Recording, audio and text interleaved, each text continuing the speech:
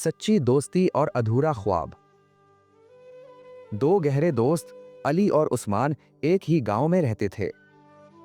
अली एक गरीब किसान का बेटा था, जबकि उस्मान के हालात कदरे बेहतर थे। दोनों का एक ही ख्वाब था कि वो पढ़ लिख कर बड़े अफसर बने।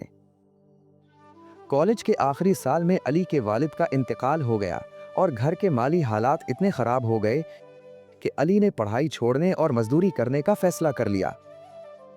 जब उस्मान को पता चला तो उसने खामोशी से अपनी जेब खर्च और अपनी बाइक बेचकर अली की फीस भर दी और उसे ये एहसास तक न होने दिया कि पैसे कहां से आए।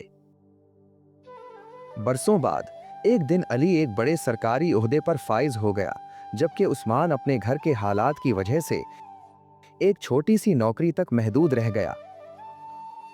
अली को जब हकीकत का इल्म हुआ कि उसकी कामयाबी के पीछे उस्मान की खामोश कुर्बानी थी, तो वो उस्मान के पास गया और रोते हुए उसे गले लगा लिया। अली, यार, तुमने अपनी जिंदगी मेरे लिए दांव पर लगा दी और मुझे बताया तक नहीं। उस्मान मुस्कुराते हुए, दोस्त, अगर तुम कामयाब हो गए तो समझो मेरा ख्वाब पूरा हो गया। दोस्ती में हिसाब नहीं, सिर्फ एहसास होता है। सच्चा दोस्त वो नहीं जो सिर्फ खुशियों में महफिल सजाए, बल्कि सच्चा दोस्त वो है जो तुम्हारी कामयाबी के लिए सीढ़ी बन जाए और कभी जताए भी नहीं।